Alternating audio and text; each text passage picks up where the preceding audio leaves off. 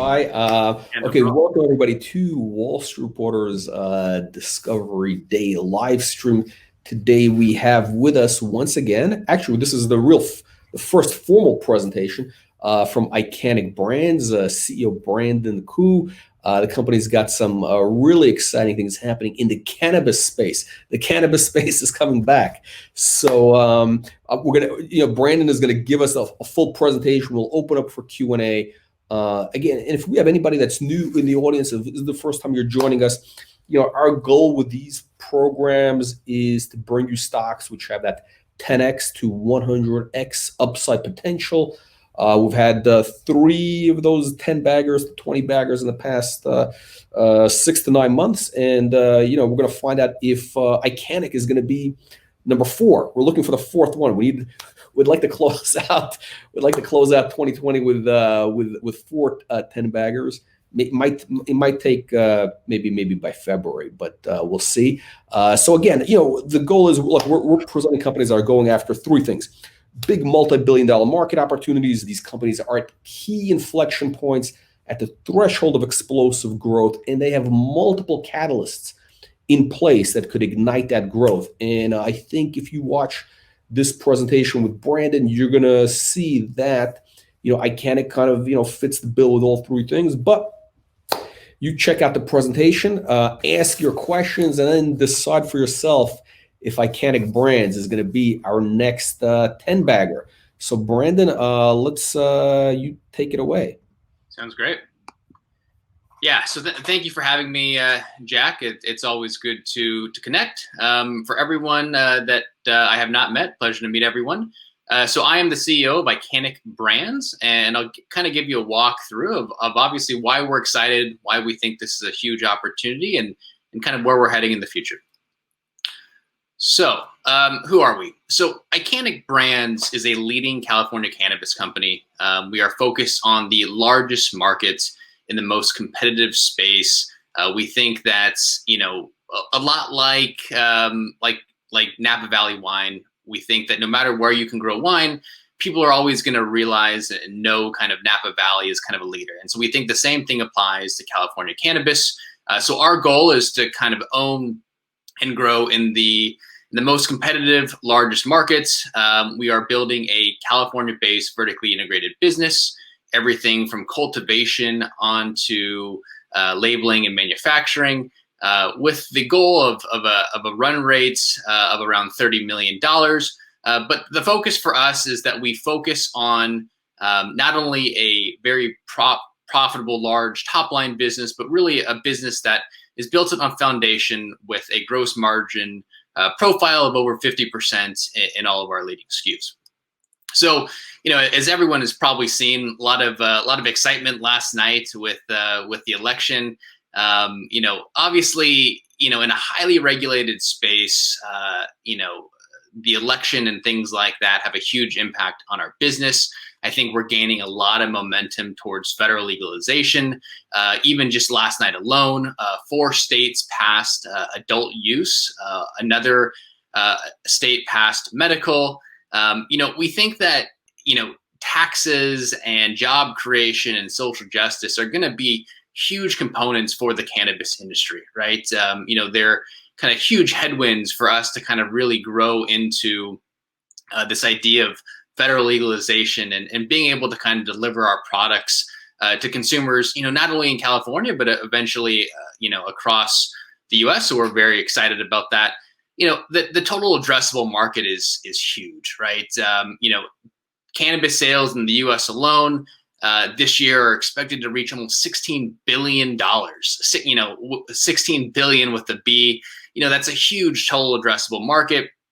Obviously that's, from 2019 alone of 12.1 billion, you can just see, that's almost 30% year-over-year growth. And certainly when you're talking about these types of numbers, it really kind of becomes staggering.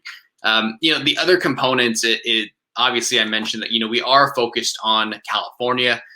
Some recent BDS stats came out recently around the performance in September. Just to give you an idea, California alone did $141 million in just the month in flower sales. and almost $36 million alone in September for pre-rolls. So, I think all this goes to show is that there is a huge market opportunity in cannabis across the U.S., but I think even a bigger one where we are based, focused, and really do our business, which is California. Some more stats here on obviously the market size. Again, it is a huge market, total addressable market. It's growing.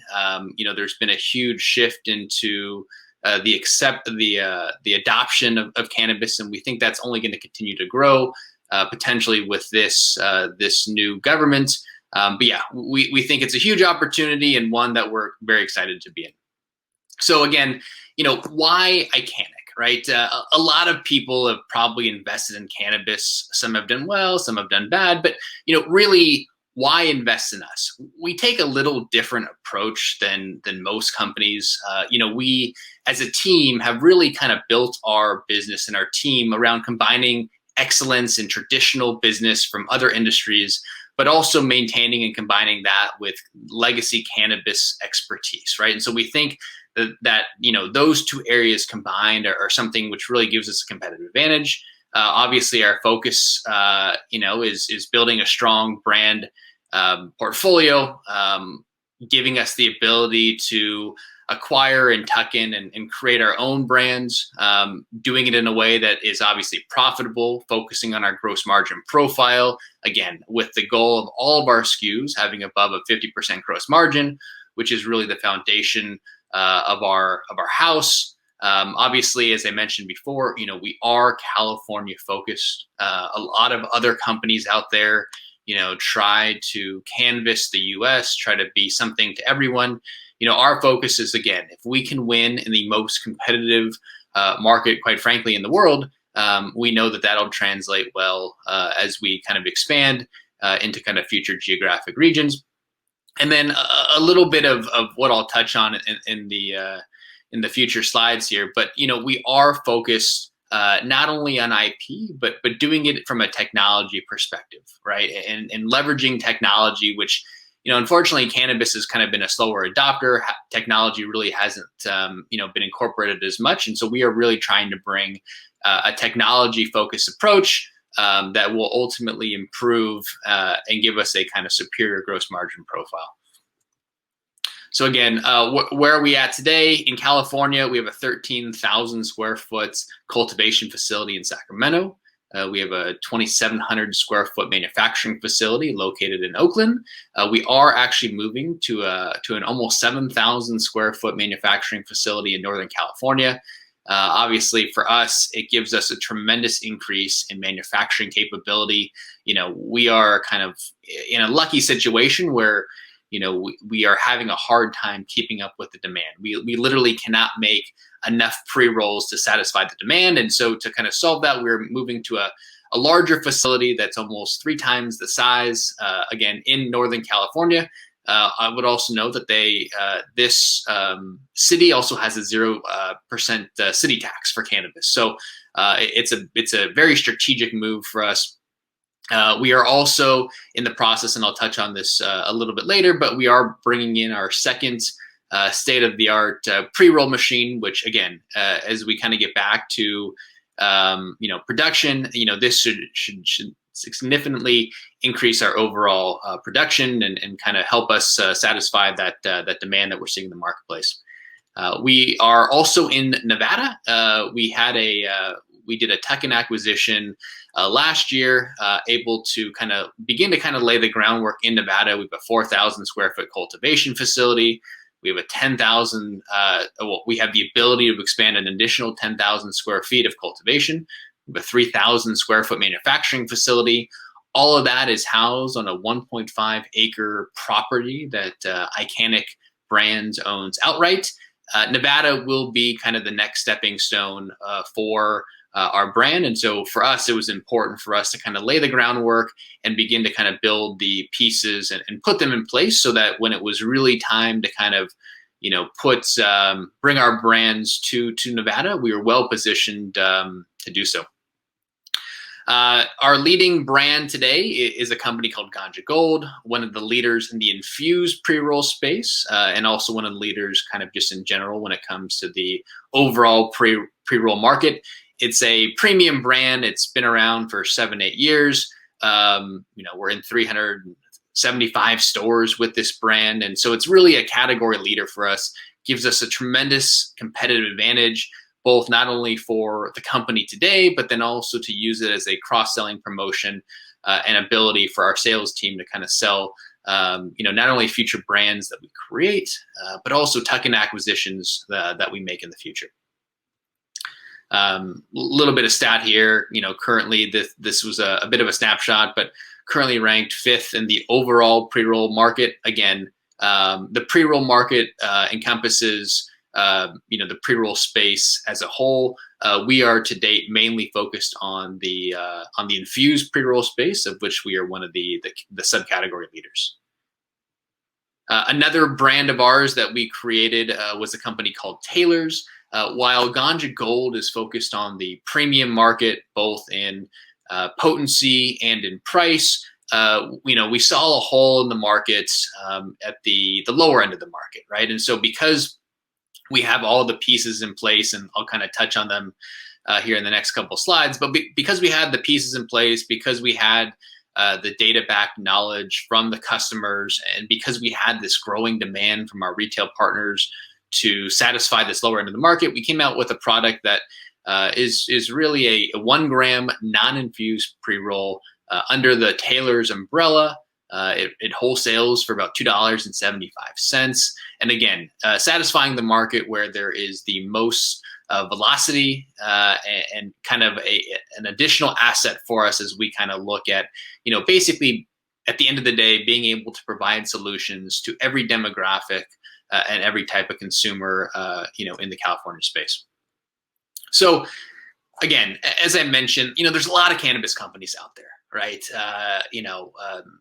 And for us, it was really important to kind of take some of the lessons that we've learned from traditional business. As I mentioned, our team is made up of folks from the traditional business world, taking real world principles, real world focuses, but also combining that with the legacy expertise of the California market, which is huge for us, right? And so our focus has always been, if we can build a great foundation, we can accomplish a lot going forward. And what does that great foundation get us? It really gets us a superior gross margin profile with our goal of 50% plus gross margins on all of our SKUs, right? So we knew that if we could build a foundation focused on these 3 pillars, it would set us up both to run a profitable business in the near term, but also set us up, position us very well for explosive growth kind of in the future. So those 3 pillars for us are our technology, our sales platform, and our vertical integration.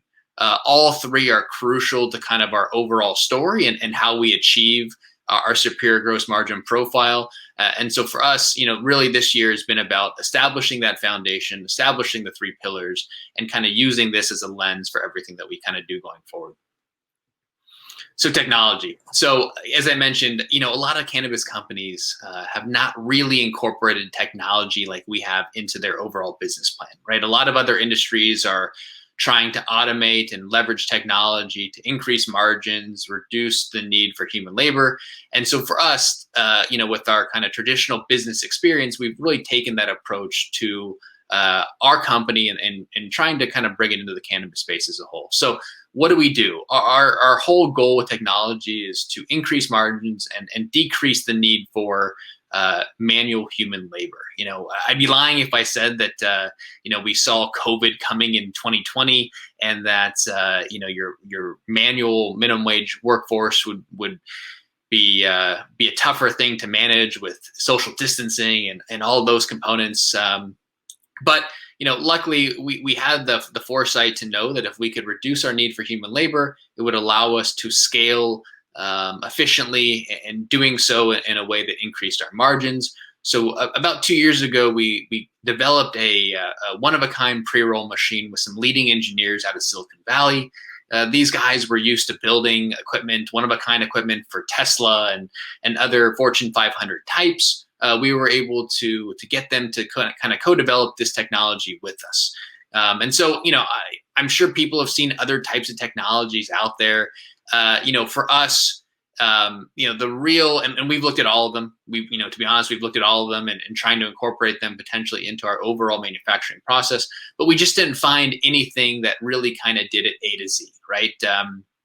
It's one thing to leverage a piece of technology that, ultimately grinds pre-rolls into dust.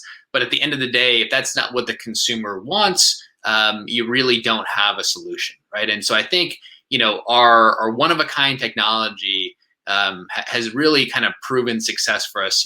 If you look at kind of the landscape, there aren't other companies that have leading brands in the marketplace in California who are leveraging technology and an automated pre-roll machine, like we have. So again, technology has been a huge component.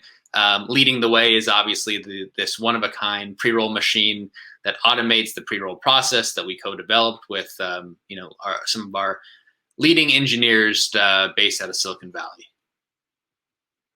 The second pillar of our business is our sales platform. Again, we're in over 375 locations in California.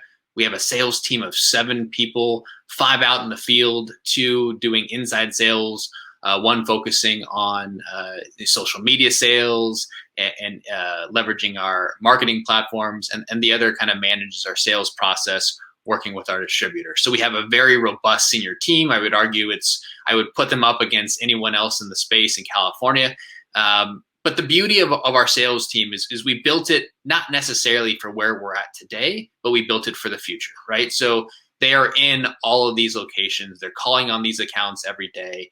But it also gives us the ability to cross-sell and to kind of give them additional SKUs, additional brands to sell in the future, right? So give you an example, when we launched our Taylor's brand, it was really easy for us to gain large-scale penetration because we had the sales team in place, and we could simply add on an additional brand that they could then sell as they were kind of working with their retail partners on a daily, weekly, monthly basis. This also sets us up well for this next layer of growth as we look at tuck-in acquisitions, additional brands that we're creating.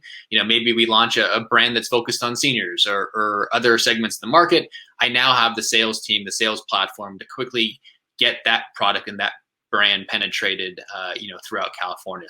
I think it's an interesting component because if you look at a lot of the BDS analytic reports, it's not always the companies that have millions and millions of dollars to spend on marketing.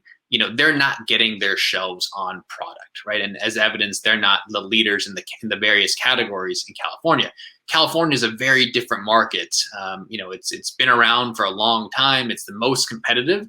And so you really have to have a sales team that is your own, that is already in these accounts where you can give them additional brands, additional SKUs, to really leverage their relationships within the retail community. Again, cannabis is not like traditional groceries or kind of even big box retail where, if you get one Target or you get one client like a Target, you're in thousands of locations, right? In California, cannabis retailers are mainly 1s and 2s. So there is no, it really is kind of a blood, sweat, and tears exercise getting into all of these accounts. There's not simply hey, I'm in these 5 accounts and it gives me widespread distribution.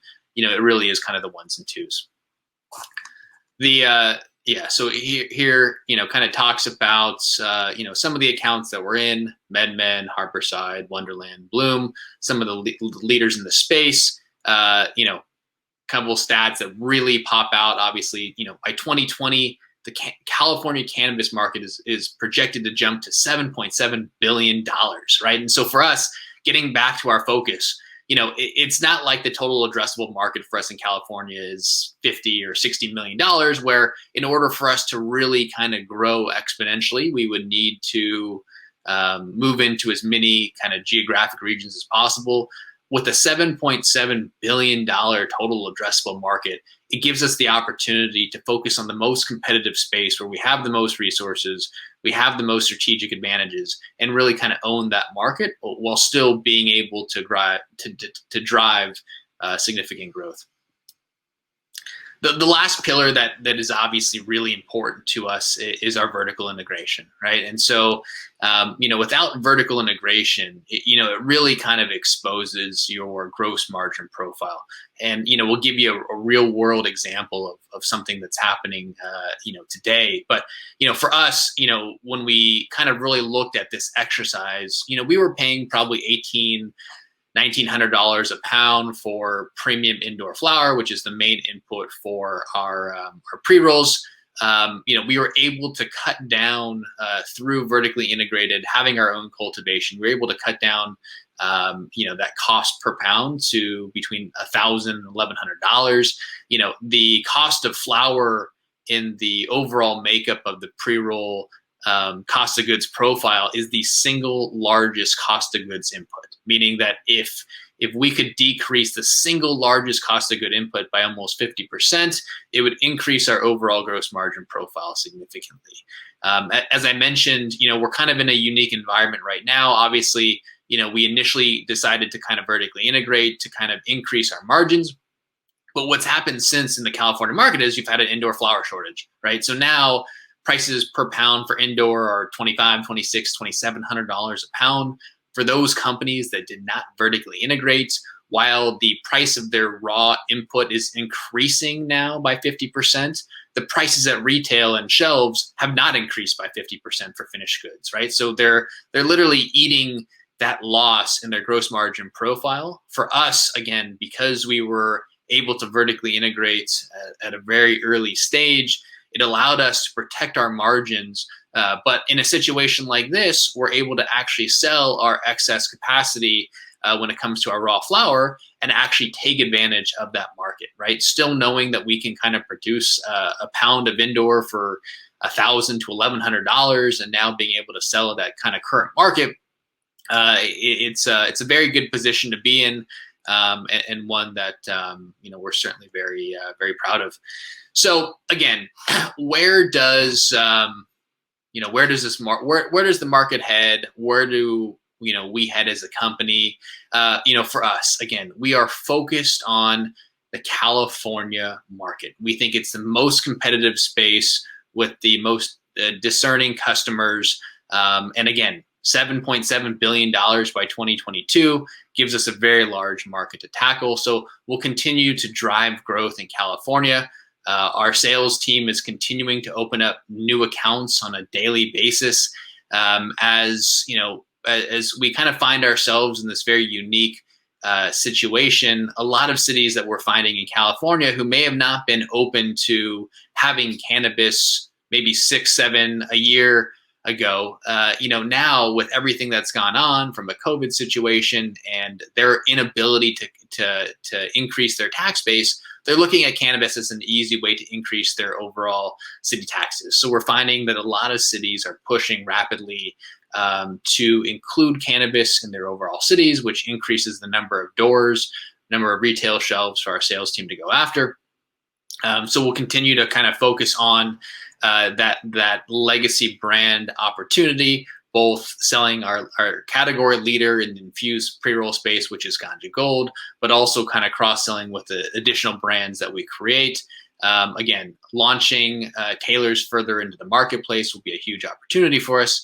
The other part of this California revenue growth story that I haven't touched on is, again, we have the 3 pillars in place, right? We have the vertical integration, we have the sales platform, and we also have the technology and manufacturing process to be leaders in the overall pre-roll space. And so we've been approached by a lot of larger players in the space looking for us to white label and contract manufacture their pre-rolls, coming from different business or other industries. Typically people think of the white label space as very low margin, unsexy.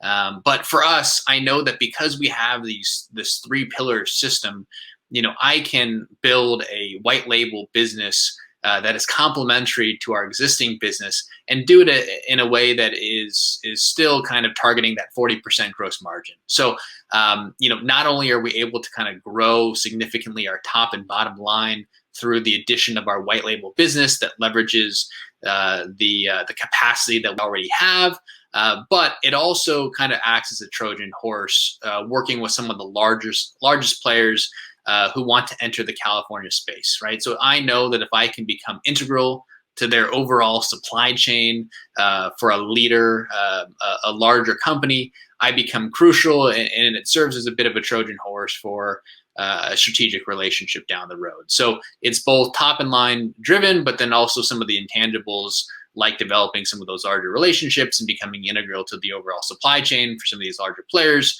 is our focus. So California kind of continuing to grow revenue is a big opportunity for us. The second is our brand acquisition strategy in California, right? So again, all gets back to leveraging our 3 pillars. I know that I already have those pieces in place. It allows me to go out and look at acquisitions, looking for brands, distressed brands that are doing $200,000 to $500,000 a month in sales. A lot of times these brands get themselves in trouble, not necessarily in, kind of some of these legacy brands, not necessarily because they don't have shelf space or they don't have top line, right? There's a handful, there's plenty of those out there.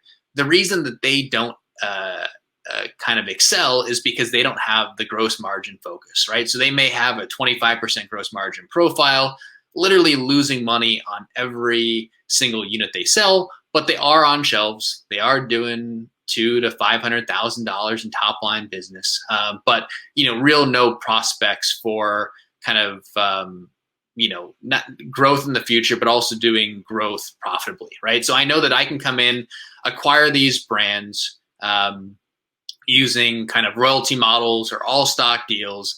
And to be honest, I don't care what their existing gross margin profile is. I don't care if they're losing money hand over fist.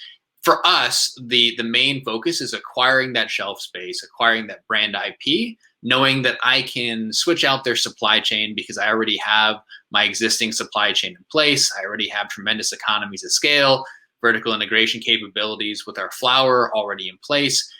So I can redo their cost of goods overnight and make their gross margins literally from day one more on par with our focus, which is at 50%.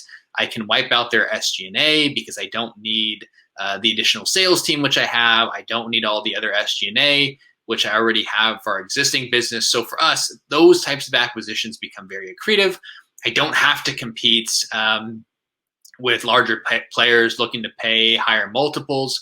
The other component is I know that once I acquire a brand, say it's doing $300,000 a month in top line, say it's penetrating 50 stores in Northern California, remember, I have a sales team across the state, right? I can give this brand these SKUs to our sales team and get penetration overnight across the entire state. So I can quickly take them from 50 to giving them exposure to 375 accounts, right? So the growth opportunities are huge, but I think our focus and our ability to redo their cost of goods, bring their gross margin profile up to almost 50%, while decreasing their kind of SG&A basically overnight because I don't need any of that additional cost, makes these types of acquisitions very interesting. And we have a great pipeline, and we're very excited for kind of 2021 and kind of what that'll bring for us. The last component is just selectively looking at growth outside of California, right? The goal again for us is to be a leader in the California space. But as we kind of continue to do that, we're able to kind of leverage that positioning in the overall market for growth outside of the state. Again, the first component will be Nevada. We've already laid the groundwork. We've already laid the vertical integration component. We'll be bringing our technology out to the state, and obviously we have the ability, with our manufacturing capabilities and our sales team already in place to kind of grow significantly in Nevada when the time is right. But obviously, wanting to do so in a financially responsible manner with kind of this gross margin profile, always at the focus. So for us, we'll move to Nevada, in 2021, bringing our suite of brands and our expertise and our kind of 3-pillar system. And we think it'll provide a tremendous growth opportunity. And then obviously looking at kind of growth down the road as opportunities present themselves. So some kind of basic, shareholder information. I think the important component to note here is that, again, 70 million shares are locked up until end of 2021. These are kind of leading shareholders for us, and also leading shareholders as part of the acquisition that we made with Ganja Gold. Again, the Q2 performance, which is our latest published financial results for the quarter ending April 31st. Again, we did, just over 1.7 in top line for the quarter, gross profit of $770,000, which is a gross margin of 44.8%. And we were able to make a nice little net income of just over $4,000.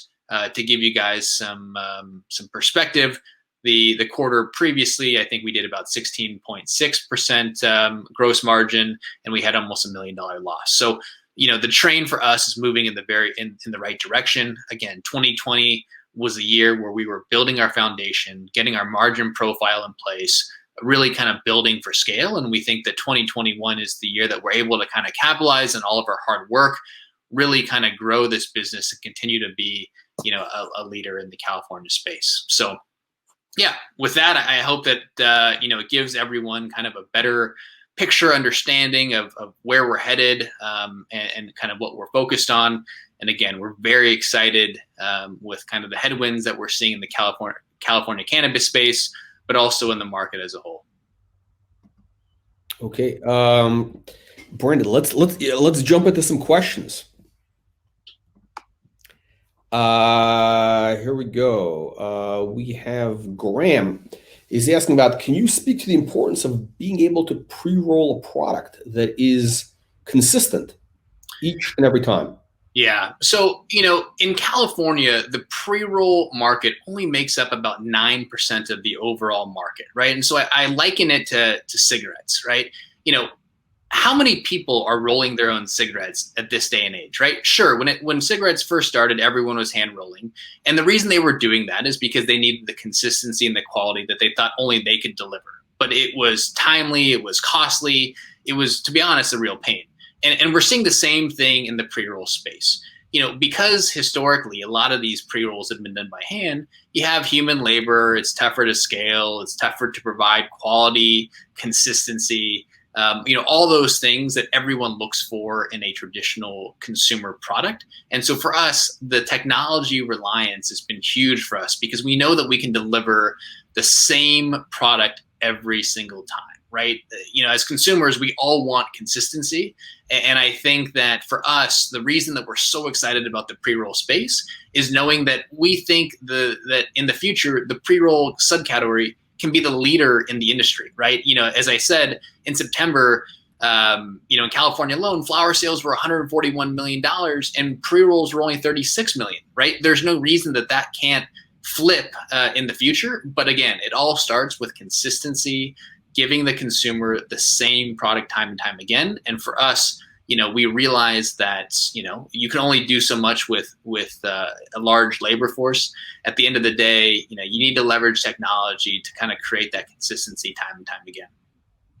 Yeah, so so it's interesting. I think Brandon, this is like your second time on our program. The first time we had like a kind of a chat interview, so to speak, and I've noticed that there's sort of, you consistently talk about the margins, the high, the healthy margin profile. So the company is focused on profitability, basically. That's the bottom line.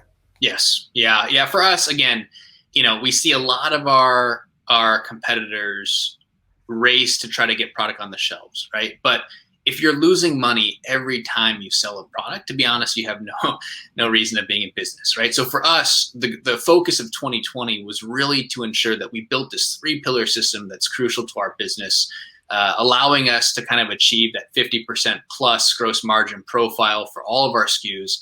And we knew that if we accomplished that, we could kind of scale rapidly, with additional brands and additional tuck-ins, but be really well positioned for the future. So the pre-roll is kind of that's kind of the company's main, that's kind of the secret recipe. That's the main focus, is the pre-roll. Yeah, again, our focus is we wanted to be laser focused, right? I think in any business you look at where are your strategic advantages, right? And where are your competitive advantages? And for us, they all really point to the pre-roll space and what we call light derivatives. So anything within the supply chain of pre-rolls. So again, our focus is based on pre-rolls because that's where it gives us our competitive advantage, right? We have the technology, we have the vertical integration, we have the sales team, we have these pillars that allow us to really, hit above our weight class. And so that's our focus, everything pre-rolls and then light derivatives of the supply chain pre-rolls. Okay, so we got a comment from Lisa saying that once they try the pre-roll, they're going to stick with it. I mean, it's going to be like ordering food. Yeah. Comments.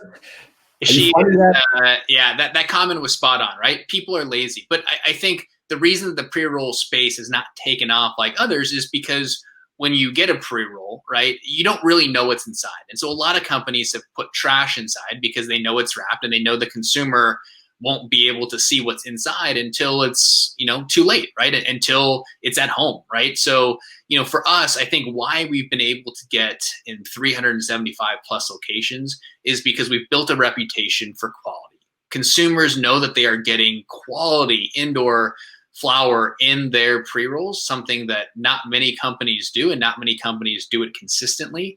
And so, again, it's really earning that consumer's trust that, hey, even though you can't see what's inside, that the quality of what's inside is going to be top notch. And then, to the viewer's point, it really is, people are lazy, right? Again, it's why do people buy cigarettes? Why don't people roll them? It's time consuming. Everyone's busy. It just is not really effective.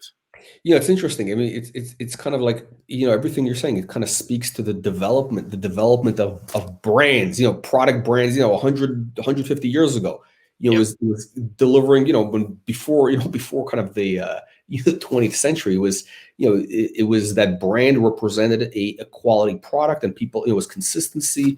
And, that's incredible. So here we go. Oh, so we got Graham. We got a couple of questions from Graham coming in. He's asking, with all the new states legalizing cannabis, where do you see the most potential? Do you see more opportunity with the white label side of the business? Yeah, for us, again, with a $7.7 billion total addressable market just in California, we do think that as more and more states open, you'll still continue to have most of the eyeballs on California, right? Again, I use the analogy to Napa Valley wine, right? You can grow grapes, you can make wine in pretty much any state in the US, but why do people continue to follow and want the brands that they have in Napa Valley, right? Napa Valley has been a category leader and a global leader in the space. And so for us, we have the belief that California is going to be that same for the cannabis space, right? So if we can build category leaders, brand leaders in California, and doing it at a highly profitable, with a highly profitable focus based on our three pillars, it presents a huge opportunity to grow in California and then eventually expand as legalization happens. Touching on the white label business, again, we see that as a huge opportunity, right? So if I can go back to kind of this move that we're making to Northern California, we literally cannot sell, we can't make enough pre-rolls to meet the demand, right? And so we are moving to almost a facility that's 3 times the size. We're also hoping to take to land our second machine, which will be ready hopefully in Q4 of this year. Again, that dramatically increases our ability to produce as well. And so all that's to say is that as we rapidly increase our production capability, this will open up the door for us to really enter the pre-roll white label space in a meaningful way. Again, we have large companies, brands that really want us to manufacture their pre-rolls because, quite frankly, making pre-rolls, manufacturing pre-rolls is a tough endeavor, right? Brands don't want to do it. They'd rather pay someone handsomely to do so. And so again, not that I want Icanic to just be a white label business, but as a complement to our portfolio of leading brands, it really makes sense for us to, make a nickel off of dimes, quarters off of every single unit that's in the marketplace, as opposed to just making money off of our own, branded IP. Okay. So we get a question about the California market. Is it, it says it appears saturated. Can you discuss margin compression, brand recognition, loyalty, and recurring customers? Of California. I think a lot of people, have this impression that, the market is saturated, margins will compress. I'll give you a real world example. A year ago, we were paying $1,800 a pound for indoor flower. Right now, we can sell our own indoor flower for $2,600, $2,700, $2,800 a pound. Right. So in many ways, brands and premium are winning. Right. And so just like in a lot of other industries where competition is even easier because it's not as highly regulated, for us, what you're really going to see in places like California is the winners will continue to win, and a lot of the losers will go away, right? It's really tough to run and have a profitable cannabis business, right? If you look around the industry, and a lot of them don't have the gross margin profile that we have, and so if you're losing money on every unit that you sell, eventually you're going to go out of business, right? So we know that if we can kind of keep our focus on our margins, it'll provide a lot of opportunities for us. But then also strategically, we can look at picking up some of those brands that just couldn't make it, but had a little bit of shelf space, and know that we can kind of make those acquisitions be very accretive day one. Okay. No, Brandon, everything comes down to it's like you keep this focus on the margins, the high margin profile. It's a lot of companies talk about big picture revenue, but this is the bottom line is you're very I get the sense that you are very, very laser focused on profitability. That's the takeaway. Yeah. It's a huge focus for us. So Graham I'm not sure if I understand this. How long does it take to produce one of the machines? Or I'm not sure if I understand. Maybe he's asking how many pre-rolls can you make? Graham, I don't know if you want to, or do you understand the question? Yeah, I mean, from a timing perspective, obviously this type of machinery is one of a kind, right? So all the pieces, all the components are custom. It probably takes us anywhere from 3 to 4 months to actually make a machine.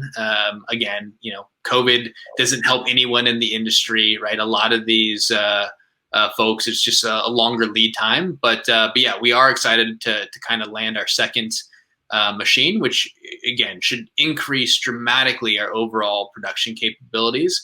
Right now we're only running one manufacturing shift, right? So we're running 8-hour manufacturing shifts 5 days a week, right? And so our focus in the near term, obviously with our larger space, is not only to have a larger footprint, but it's also to run a second and third shift eventually, right? So again, 2xing and 3xing our overall production capability and capacity to kind of meet that overall consumer demand is something that we're working very hard on. Okay, yeah, Brandon, that you answered this question. Yeah, so basically he was asking like how long does it take you to produce the machine? So yeah, that is pretty interesting here. So Lisa's asking about any acquisitions in the pipeline. Yeah, we have a handful. We're very excited about. Again,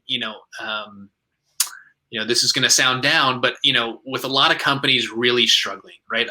Unless you're able to kind of do it at scale with a technology focus that can really give you that superior gross margin profile, a lot of these businesses are really kind of struggling. And so we're talking with a handful right now that, frankly, might not make it, right? But they become tremendous assets for us as a company because, again, I can redo their cost of goods profile, increase their gross margins to kind of that 50% target for us day one. And then also knowing that I don't need to bring on any of their team members, right? I have all the components. I have the sales team. I have all this already in place, which again, the ending result will be that a lot of these transactions will be extremely accretive for us. So I think Lisa was mentioning, Brandon, you can see the questions when they pop up on the screen on your end? Yep. Okay. So she was asking about gaining shelf space from failing brands. Are there a lot of them in California right now? Yeah, again, for us, it's kind of like that dual focus, right? Any brand that is struggling, if we do acquire them, we want to make sure that we capture that shelf space, right? So we see it as a dual opportunity. The companies that are going out of business that just can't make it, they are falling off the shelves, and it creates more of an opportunity, more shelf space for us, right? That being said, if we can kind of catch them at the right time where they're still on shelves, but obviously struggling financially, then we can maintain that shelf space, on their existing accounts. And then remembering that I have, a 7-person sales team, I can give those products to really kind of expand the reach. So these types of things kind of have a dual focus for us, but something that presents a big opportunity.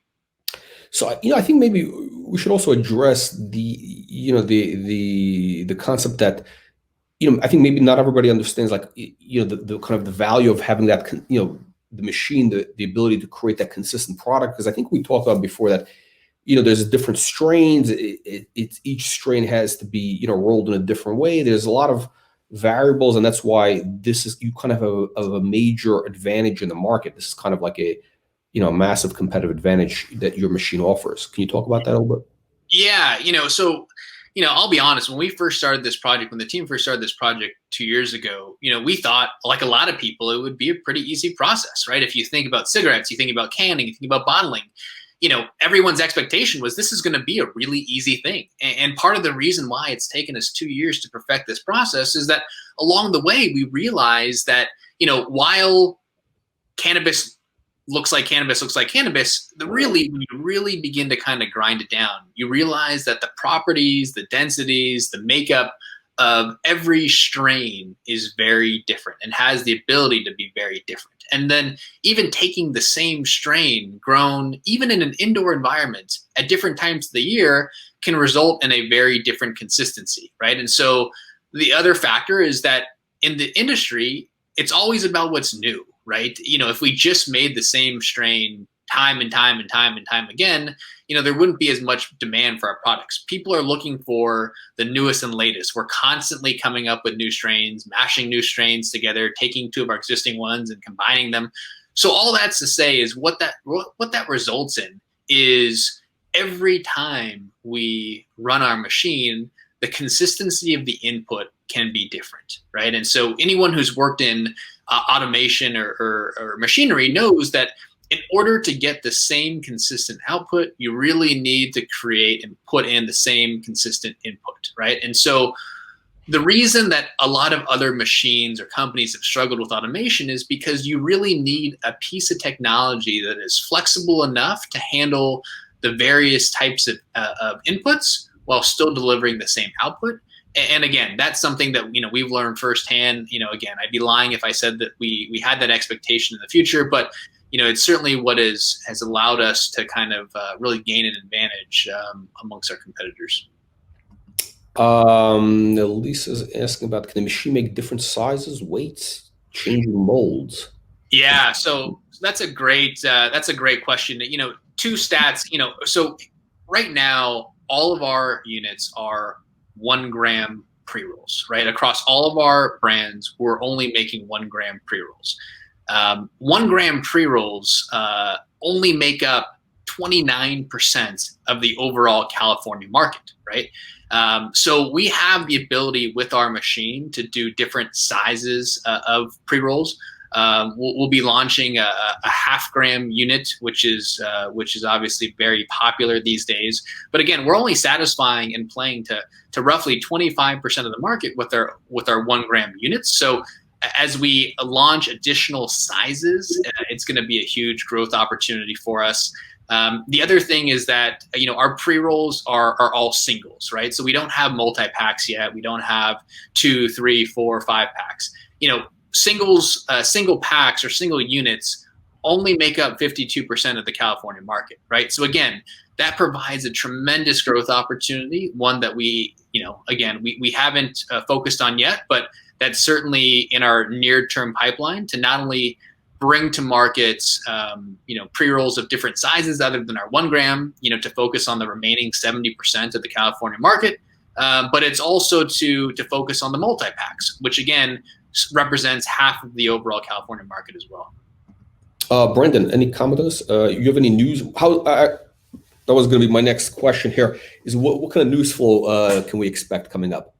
Yeah, I think the biggest thing for us again is that pipeline of acquisitions, and then also what we're working on and what we're focusing on, within our own brand. So, we'll be announcing as we kind of go, the new SKUs that we're bringing to market within our various brands.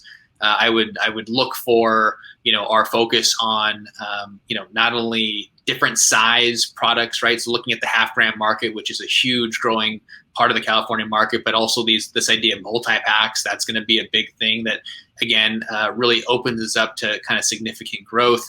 Obviously, the launch of the second machine, which should really increase capacity. We're very excited about that. And then, our acquisition model, again, we have a pretty nice pipeline of opportunities that kind of fit what's right for us, right? Again, what's right for us might not be right for everyone, but having that focus on gross margin, getting into a situation where we're acquiring brands, not companies, not all the overhead, not all the things that kind of got them into trouble. We really want the brand, the shelf space, and we know that if we can take that, we can, really kind of create these accretive transactions. So we think the next couple of quarters are going to be very busy. Okay, I think we've covered everything. So Brandon, to recap, our favorite question here is top 3 reasons why investors should consider Icanic Brands stock today. Yeah, so the number one reason is, we are poised for huge growth, right? Again, 2020 has been about building the foundation, but 2021 is going to be really taking advantage of that foundation that we've built, right? Again, we're only doing 1-gram pre-rolls, which represent 29% of the California market. We're only doing single packs. We're not doing multi-packs. Singles represent, 50% of the market, right? We are only doing 1 shift, right? We're focusing on getting a second shift and a third shift. We're also increasing our manufacturing floor to almost 3 times, bringing on additional machines. So all these things lead to the idea that, we are setting ourselves up for huge growth in the rest of 2020 and obviously 2021, but all leveraged on technology, right? Which is a huge component. The second real reason is, we own and are acquiring and developing leading brands in California. California is the most competitive market with the most discerning customers. But at the end of the day, it still has the potential to be a $7.7 billion business in 2022. So we're not talking about owning a very small pond. We're talking about being a leading player in the most competitive and largest market, really in the world, right? And then the third component is the team, right? Again, we have been able to marry legacy cannabis operators, legacy cannabis expertise, which is invaluable, when you're talking about serving, the legacy consumers, but also bringing on kind of world-class business expertise and kind of marrying the two. We have PhDs on our cultivation team that are looking and thinking about the growing habits just differently, right? A lot of it historically has just been growing cannabis, right? But there's a reason why other industries, other produce industries have really kind of leveraged PhDs, technology. And so we're doing the same when it comes to cannabis. So the third component is our team. Ag tech, right? That's the new thing. it's a big opportunity, and it's something that's, ag has been slow to adopt, and cannabis is even much slower, right? So we're trying to, again, bring technology, bring expertise to the forefront to really kind of give us that competitive advantage. Excellent. Brandon, on that note, I want to thank you, and I want to thank everybody in our audience for joining us on today's live stream. And we hope to have you back the next couple of weeks once you got some exciting news out. Sounds great. I appreciate you having me, and thanks to everyone who tuned in today. Thank you again. All right. Thanks, guys.